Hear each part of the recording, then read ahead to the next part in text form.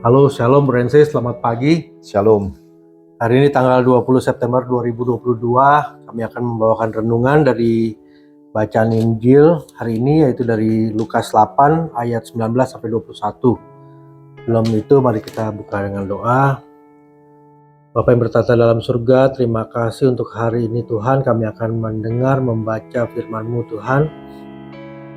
Biarlah kami boleh semakin dekat dengan Engkau dan kami boleh memelihara firman-Mu dalam hati kami. Hanya dalam nama Yesus kami berdoa. Amin. Amin. Bapa, Putra, Terus, amin. Oke, perikop hari ini Yesus dan sanak saudaranya. Ibu dan saudara-saudara Yesus datang kepadanya, tetapi mereka tidak dapat mencapai Dia karena orang banyak. Orang memberitahukan kepadanya, ibumu dan saudara-saudaramu ada di luar dan ingin bertemu dengan engkau.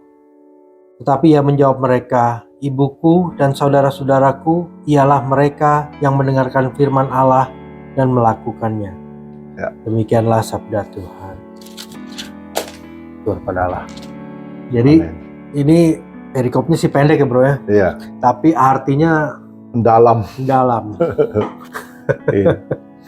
Jadi gimana maksudnya nih bro? Ya. Sesuai dengan pengantar firman Tuhan pagi ini, Iya. pengantar Injil, kita lihat bahwa tetapi ia berkata, yang berbahagia ialah mereka yang mendengarkan firman Allah dan yang memeliharanya.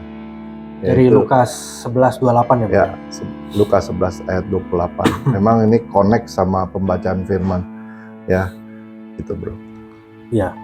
Jadi di sini kan diceritakan tentang keluarga Yesus, ibu dan saudara-saudaranya datang untuk menemui Yesus ya dalam ketika Yesus lagi mengajar mungkin bro ya. Ya.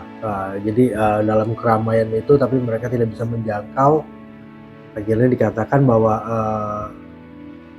Titip pesan. ya berpesan. ada orang tuanya tuh, ada saudara-saudaranya gitu ya datang gitu. Terus tapi kok Yesus malah menjawab demikian. Itu gimana bro? Ya, di sini katakan bahwa ibuku dan saudara-saudaraku ialah mereka yang mendengarkan firman Tuhan.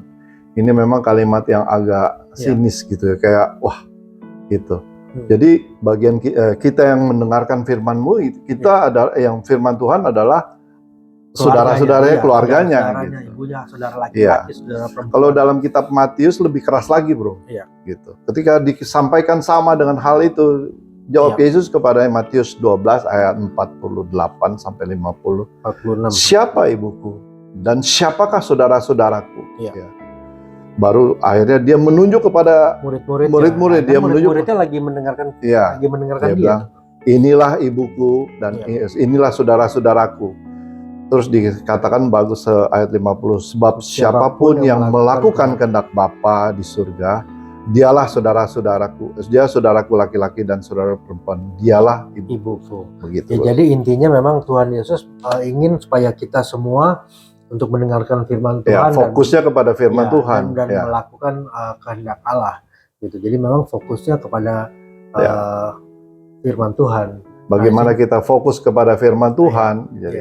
Jadi bukan semata secara keluarga di duniawi gitu bukan keluarga di dunia ini aja gitu, keluarga atau sanak saudara, tapi terlebih Yesus ingin orang yang di sini kan murid-muridnya sedang mendengarkan dia berfirman, ya kan?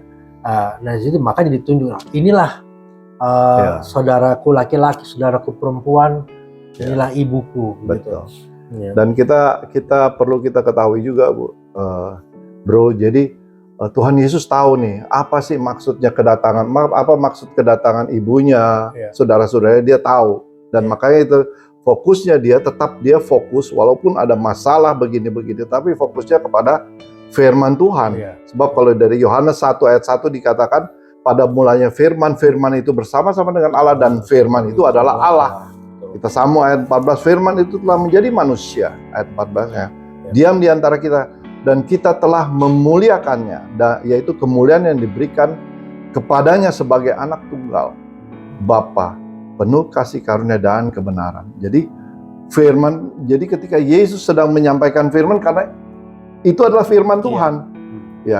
firman yang disampaikan, firman yang tertulis. Iya, oleh firman itu sendiri. Iya, karena dia itu sang firman.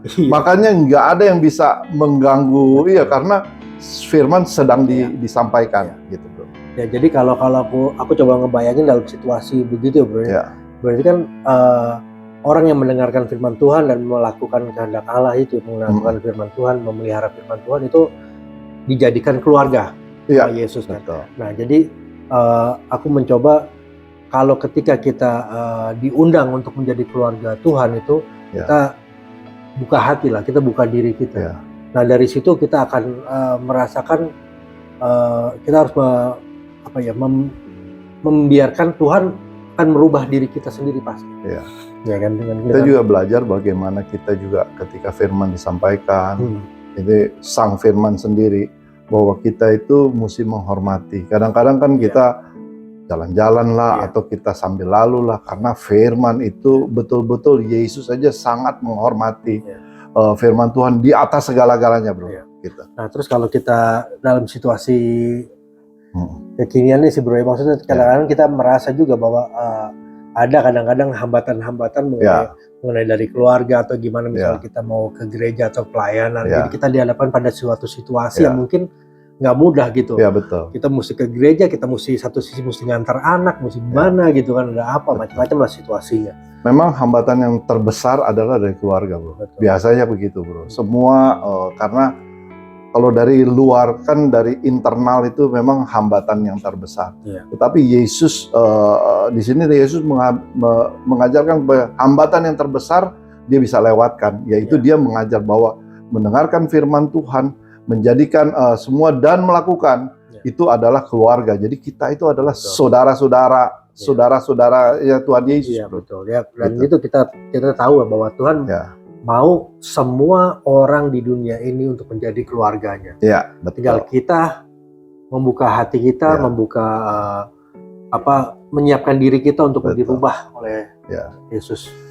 Buat kita yang pelayan-pelayan Tuhan juga begitu, bro. Kadang-kadang itu yang jadi hambatan kita, bro.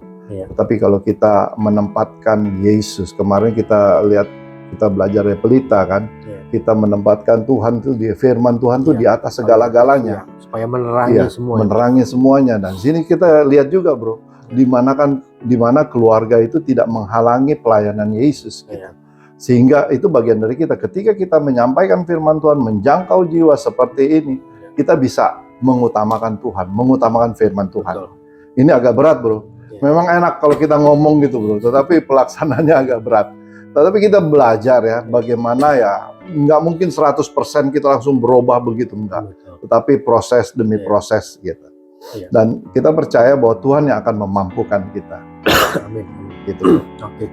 Jadi poin-poinnya yang pertama adalah sikap kita kepada firman Tuhan, yaitu sang firman sendiri, yaitu Yesus. Ketika kita mendengarkan firman Tuhan, kita mesti fokus. Kemarin kita belajar fokus kita fokus kepada Tuhan. Yang kedua, dalam memberitakan penting bagi kita, kesibukan apapun, yang paling besar apapun, kita tetap mengutamakan pelayanan, bagaimana kita menjangkau jiwa. Yang poin ketiga adalah bagaimana kita yang mendengarkan firman Tuhan dan melakukan, kita adalah saudara-saudaranya Yesus. Kita masuk sebagai keluarga Yesus. Begitu, bro. Baik. Demikian, Bro and Sis, perenungan kami hari ini mengenai Yesus dan sanak saudaranya. Sebelum kita akhiri, kita doa. Terima kasih Tuhan, kami boleh belajar bagaimana Kristus meneladani kami, Tuhan. Dia lebih mengutamakan pelayanannya dia, tugas dia sebagai juru selamat, tugas dia yang diembankan dari Bapa kepada dia ketika dia datang ke dunia ini, yaitu untuk menyelamatkan semua orang berdosa. Kami serahkan kami juga, Tuhan, supaya kami adalah sebagai perpanjangan tangan Tuhan. Kami boleh tetap fokus kepada firman Tuhan. Kami boleh kesibukan apapun yang termasuk keluarga tidak akan menghalangi kami dalam melayani Tuhan. Kami serahkan sepanjang hari ke dalam tangan-Mu, hanya di dalam nama Tuhan Yesus kami berdoa dan mengucap syukur. Amin. Amin. Terima kasih, Bro and Sis. Tuhan memberkati kita semua. Shalom. Shalom.